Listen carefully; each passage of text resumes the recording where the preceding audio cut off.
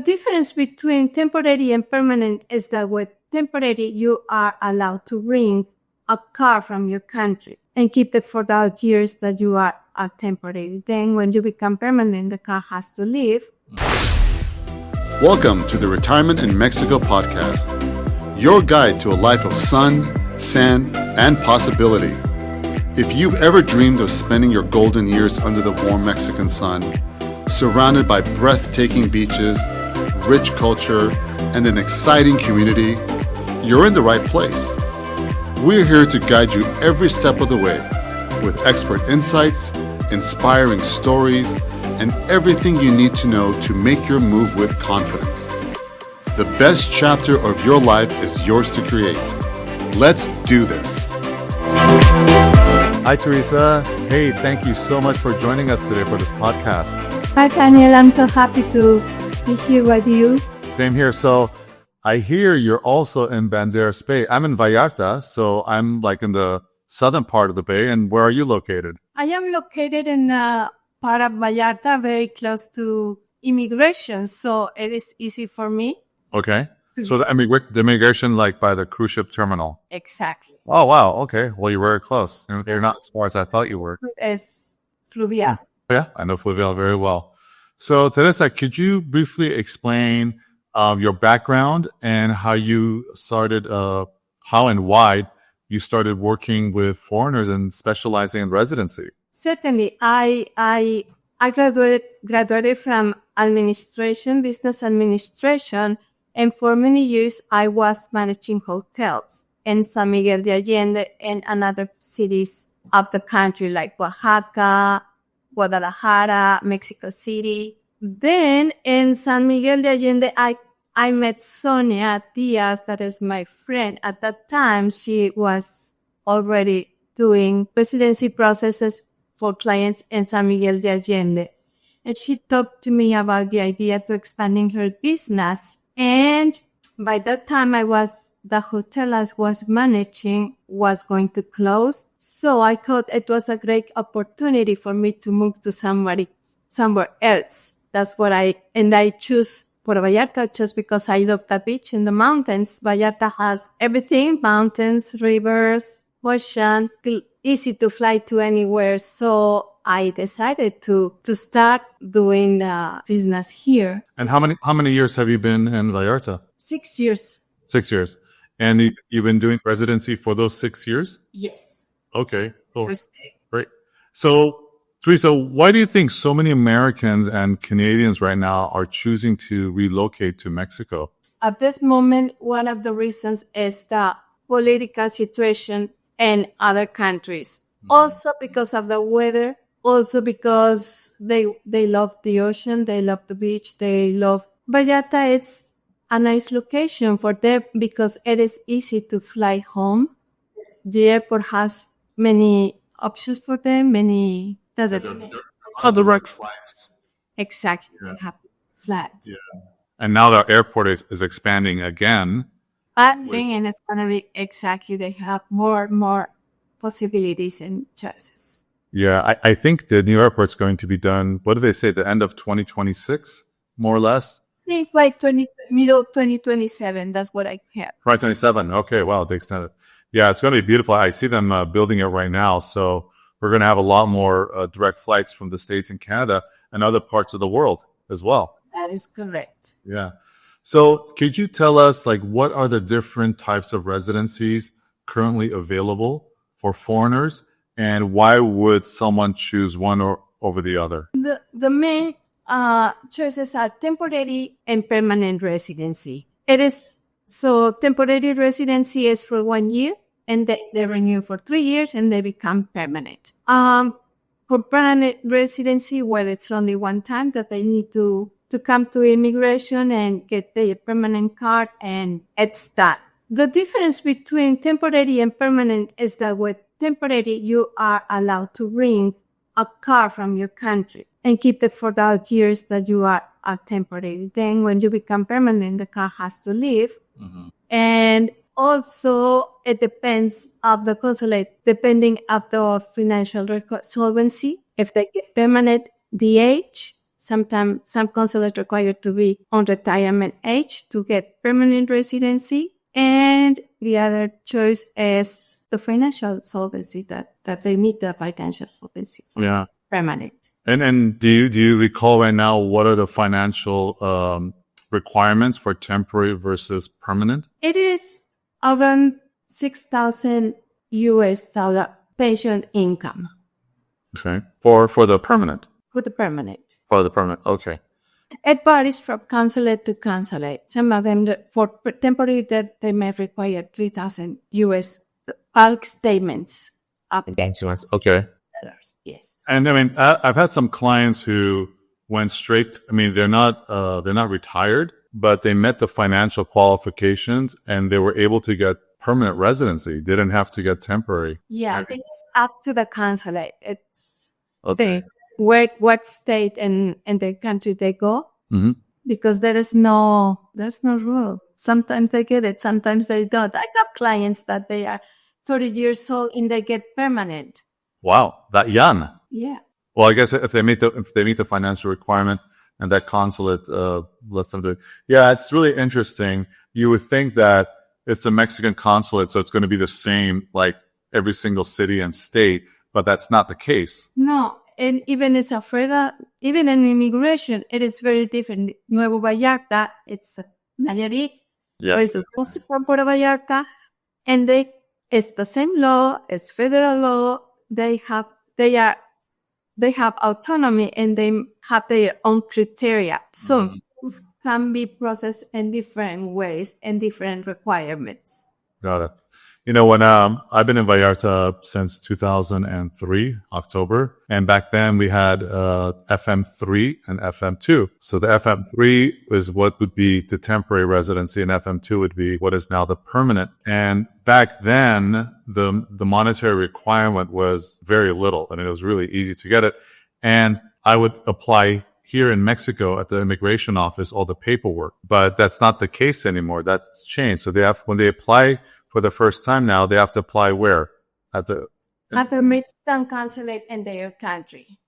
In their country, yeah. So, so how does that work? So what's the process like? So if somebody does want to get their residency, so what's the first step for them? They need to make an appointment at the Mexican consulate. Every consulate has a website. So if they can check their requirements. Some of them, you can make the appointment by phone, or by email, or walking in for others. And it's up to the consulate. Then the difficult part is to get an appointment. Once you have the appointment, bring all the requirements, make a small payment, bring your application. It's one appointment per person. If it's a couple or a family, it is required to have one appointment per person. Then when they get their pre-approved visa, either for temporary or permanent residency, they have 6 months to come to Mexico to complete the process. Once in Mexico, they have 30 days to get their resident card. Okay. So for them to get their, I guess, was it the visa, right? Yes. In the consulate in the States or Canada. So how long does it normally take from when they have their appointment until when they actually get that visa? Sometimes it's on the same day. Sometimes it's like you come back next day. Sometimes it takes a week. So, but it's not too long. The hardest part is to get the appointment. Yeah. Yeah. I've heard people, they've had to wait months to get the appointment. They need to plan ahead of time because especially in Puerto Vallarta is very seasonal. Yes. So at this time of the year, when it's in the summertime, it's easier to get an appointment because not so many people. Yeah, sure. It's more quiet. You wait for the winter time, and that's when it's harder to get an appointment. Okay. So let's say the foreigner, the American or Canadian, they get their visa from the Mexican consulate and back at home. So now they need to fly down into Mexico within 6 months, within 180 days. So once they get that visa, what should they do next? Should they contact an immigration specialist like yourself? Like what's the next step? Step number 2. Them, contact us even when they are thinking and starting the process, and we walk them through the process from making the appointment to the consulate, or when they get their pre-approved visa from the Mexican consulate, they contact us and they say, okay, I have my visa, my passport, what's next? So, and that's when, we walk them through the process and explain that they have 6 months from the day they got the pre-approved visa to come to Mexico.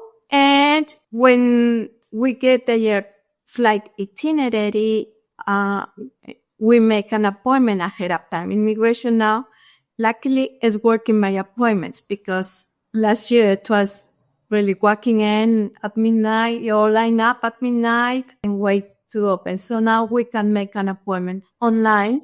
By then, we have all the information that we require for the paperwork that immigration requires. We bring the application. Mm-hmm.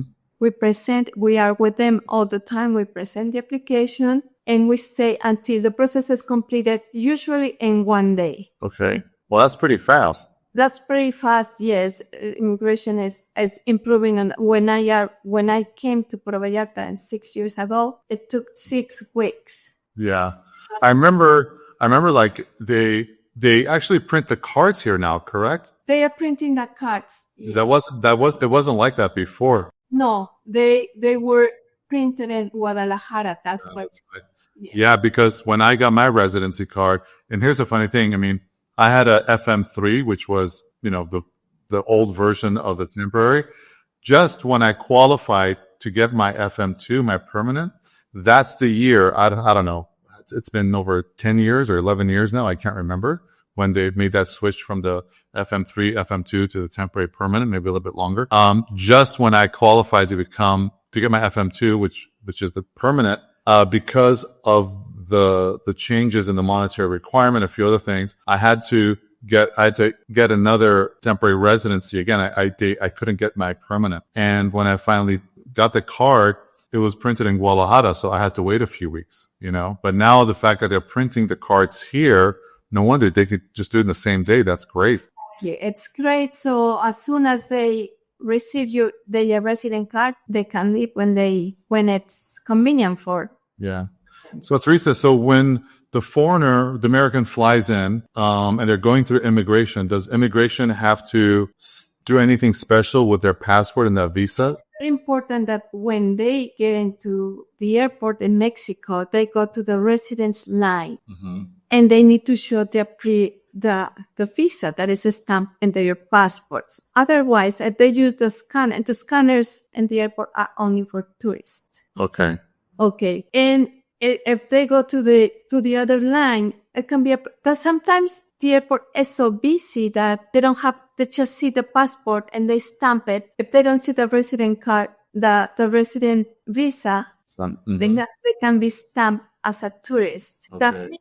That means that they have to go back and start the process again. But lately, immigration sometimes, it depends on the case, but sometimes they accept to take the application and they send it to the airport to fix it, but it takes weeks. And sometimes it comes back with a no positive answer and they have to go back and apply again. Well, that's a pain and a disappointment.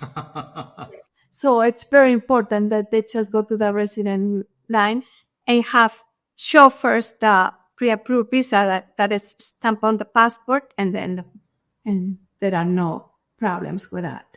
Yeah. So they get that snapped, and then what? They meet with you? They get that stamped, and they write the number 30 days and the word canje, which means that they are exchanging the visa that they have in their passport that is good for 30 days, their resident card.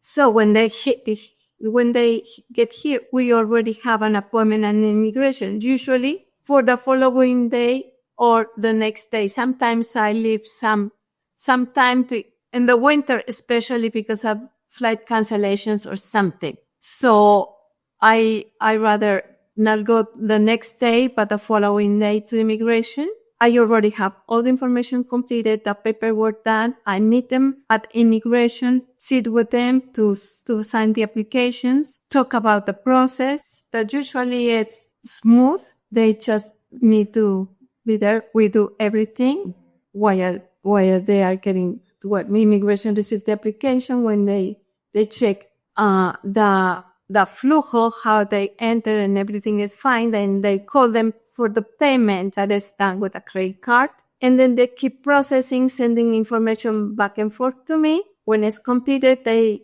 complete fingerprints, photos, and wait a few more minutes to get their resident card. Well, that's great. I mean, it sounds like it really streamlined this whole process and simplified it. I mean, it's a miracle. The fact that you can get your card in a day or two and not wait weeks, which was the case, some years back.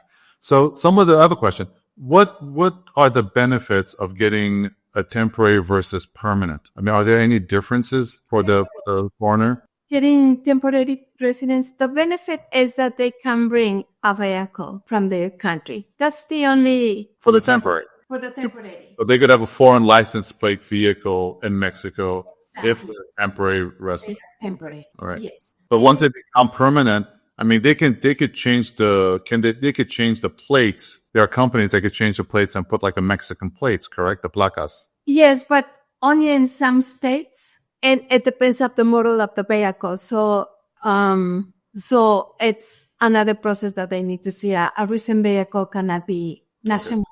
So it's not a guarantee. No, it's not. Yeah, I understand. What are some of the common mistakes that you see foreigners making or misconceptions that people have in terms of the whole immigration process in Mexico? The most common is this part in the airport when they arrive at any port of entry, any airport in Mexico, that they don't show the pre-approved visa and they get stamped as a tourist. So that's the main mistake when they arrive to Mexico. Other than that, no. Yeah. I'd say so once they get their card, every time they enter Mexico or fly out, they have to have that scan. They have to show the resident card every time that they enter the country, because if they miss to do so, if they forget the card or something again, they will be tourists again and have to start the process from zero. That's a pain. And I think once you have a residency card, then you could fly within Mexico without having to show your passport, right? You can just show your residency card. Correct. Yeah. That makes it a lot easier sometimes. Leave your passport at home, right? Yes. And you can fly in. And, with the residency card, I mean, can you open up a bank account without a residency card? Just being a U.S. citizen using your passport? No, you can't. You need a resident card. Your CURP that you get in immigration, it's like your social security number, population number that is required by the banks to open a bank account. And recently they are asking for an RFC number. The tax ID, the Mexican tax ID, right? Number, yes. And you can have that by being a resident. Now, I've heard that every year the financial requirement keeps going up. Is it a certain percentage? It is about a 12% that increases every year in the last 3-4 years. So if you get your temporary residency, let's say, it's for 1 year the first time you get it, and then you have to renew it. When you renew it for the following year, is it going to be at that higher amount that you have to qualify? Once you get your resident, you are pre-approved for residency. You just need to show your financials at the consulate. And when you renew, you don't need to show finances anymore. Okay. Well, that's great. You just pay the renewal fee. You just pay the renewal fee, and the only documents that they will need is the passport and the resident card. Okay. So prove about it sometimes. So when you renew your temporary residency from like your first year is up, you're going to go for 3 years. Do they give you a new card, or is it the same card? A new card, no, because the first card has an expiration date. So when they renew, they get a new card with a new date and the expiration date that it will be in 3 years. And this process to get the permanent after 3 years is very similar. It doesn't require financials either. Okay. And does the permanent residency card like expire after a few years? You have to just get a new one or no? No, they only need to get a new card if they lose it or something. Yeah. So if you, I mean, if you, yeah, what happens if you lose your card, or let's say your wallet got stolen or you dropped it somewhere in order to be found? How difficult is it to get a renewal card, a replacement card, excuse me? It is not complicated. It also requires some paperwork. I already explaining the fact how that it happened in the day, and they receive a new card on the same day as well. Okay. Are there any healthcare eligibility benefits in having a residency? Not really. No, they need to. They would have to apply the issues, or Like going to Eames or something like that? they need to apply and make a payment for that. Okay. Or it's not like it's not automatic. Got it. And in order to get private Mexican insurance, do you have to have residency as well? Yes. You do. Okay. All right. And in terms of changes in immigration law, have there been any, besides the monetary requirement, have there been any other immigration law changes that foreigners should be aware of? Lately, now more people are applying through family unification. Okay. And what is that exact? What does that mean? That means that someone that is married with a resident or a Mexican may apply for residency within Mexico without having to go to the consulate and without financial solvency. Okay. Got it. So, but it requires more paperwork, like a marriage certificate, or if it's a child, birth certificate and the apostille. It is very important that the names matches. They are more strict now about that names must be identical, and the marriage certificate or birth certificate as it is in the passports. Otherwise, it's not possible anymore. It used to be. That's one of the changes.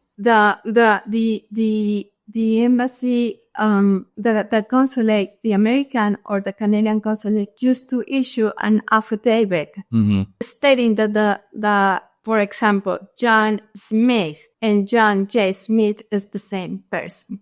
And that was enough, but now names need to be identical. Yeah. They're very, very particular with names, Mexico, and signatures. And it is a problem because in the States, they don't use all the names. It's just name one, but it's very particular. It must match. Yeah. Well, I mean, in the United States, I never ever use my middle name on anything. And I think most Americans, you never use your middle name. But in Mexico, it has to be your complete name, middle name, your 2 or 3 middle names, whatever it is, your 2 or 3 first names, the whole thing has to be there, right? Yes. Yeah. Another change in April, when COVID started in 2020, immigration came up with a program, regularization program, because all the restrictions in other countries to fly or to stay, Mexico was kind of no restriction, so many people stayed. And a lot of people were able to get their residency within Mexico with not many requirements. That program stayed until April, but now it's ended. So the only option now is either by family unification, if they can be sponsored by a resident, or going to the Mexican consulate. Yeah. Well, that's really important because, things change all the time. And I have clients who, they want to do everything on their own. And I always say to them, look, laws are always changing. The rules are always changing. Different immigration offices, different consul offices, they're going to have slight different requirements. And so, I feel like it's best to hire a specialist, who basically they're going to know all these changes inside and out, to help you, because otherwise you can get frustrated going back and forth, standing in line. And sometimes I've seen these lines outside the immigration office in the marina or near the cruise ship terminal. And the line just goes like around the block, especially between November and April. And they're standing there in the heat. And guess what? They didn't finish the process because they forgot to bring a piece of paper, or some things the rules have changed. Once mistake in the application is rejected, and then you have to return, and now with the appointment system, it's more complicated because usually it's booked 2 weeks ahead. So if something is wrong, you have to wait probably 2 weeks to get another appointment. Is it 2 weeks wait during the summer months when it's slow, or is that in winter from like November to April? It is in winter. Now you can find an appointment for 3 days ahead or. Okay, that's great. That's not bad at all. Yes. Right. Although, we also have our books. And we are limited to 3 processes per day per immigration. So we cannot take 5 or 6. So we need to organize the schedule and make appointments ahead of time because immigration Puerto Vallarta doesn't take walk-ins. Okay. Well, they don't. Wow. They don't anymore. Yeah. Immigration of Vallarta, they do. They take walk-ins. They take only 12 appointments, and there are 2, sometimes 3 week windows to people who come without an appointment. So if something is wrong, if you miss a paper or something in high season, you have to wait 2 weeks to get another appointment. Yeah, that's a pain. Because sometimes when they come as a temporary residence, they're still working. They have to return. Yeah. Yeah. Some people don't have the luxury of time. They're here for a short period of time. Exactly. They have to leave. So I think it's really important to hire a professional. If you have the time to do it, go ahead. But otherwise, I'm all about hiring the right professionals to help out, to save you time and money and the hassle and the frustration, and just get it done. So what is one piece of advice, Teresa, you would give a client who is starting this process, this journey of getting a residency? My advice is that while they decide, it's important that they come to Puerto Vallarta and get familiar with the weather, especially if they are thinking and living here full time. The weather can be challenging, and because also life can get very kind of boring. It's like not much to do. Many places closed, many restaurants closed. Not much to do in Puerto Vallarta in the summertime. So it's good to explore if they like it. There are the advantage of coming into Puerto Vallarta that Nayarit, it's so close, and they have small towns, nice beaches. So it's important to explore the area, and if they like it or not, that's the most challenge. Yeah, I think I agree. I think if you're thinking of moving to a particular part or anywhere in the world, go to different seasons and see what it's like during the winter, the summer, the spring, because the weather could be quite different. The vibe is different. During the busy tourist season, you've got a lot of people. Summer months, you have less people in town, even though the airport's been kind of busy lately. But definitely there's a humidity factor, right? So, and some people can't handle that humidity and some people can. But that I agree. That's really great sound advice. So Teresa, if somebody wants to get a hold of you, what is the best way for them to reach you? They can email me. My email is marinvallarte, as Vallarta, but E at the end, @gmail.com. By WhatsApp or phone is 322-303-2623. Okay. Yeah. Great. Well, we'll add your contact information in the description of details, so people can reach you. Teresa, thank you so very much. This was great information. There are more and more people wanting to move to Mexico, get their residency. They just don't know how to do it. And having a professional like you that's been helping foreigners for over 6 years now, you know what you're doing. And do you have a team, or is it just you work alone? No, we are a team. Sonia is in San Miguel de Allende. I am in Puerto Vallarta, Nayarit. And in my office is 2 more people assisting our clients. Okay. And your office is in Fluvian? Yes. Okay. Yeah. Not too far away from Costco. Not too far away from Copta, not too far away from the beach, not too far away from immigration. That's all I need to be true. Yeah. You're literally like right in the heart of Vallarta. Like you're... I am in the middle from the airport and in downtown. So Yeah. it's a very convenient area. It's a very convenient location. Just with the restaurants. Yeah. There are a lot of wonderful restaurants in Versailles now. It's in Versailles. Yes. Yeah. All right, Teresa, thank you so very much. It's great having you on the podcast, and we're going to put your contact details, and I hope to see you soon. Thank you for this time talking to you. Nice talking to you, and hope to meet you in person sometime. Yeah, that'll be great, Teresa. Thank you. Bye-bye. I know. Your retirement in Mexico starts right here, and we're excited to be part of your journey. Every episode, we bring you the magic of Mexico, insider tips, and expert advice to help you take that next big step with confidence. Don't forget to subscribe and leave a rating and review on Apple Podcasts. It helps others like you discover the endless possibilities waiting south of the border. Got a topic you'd like for us to cover? We'd love to hear from you. Send your suggestions to info@tanielchemsian.com. And remember, a life well lived isn't left to chance. It's created with intention. See you next time.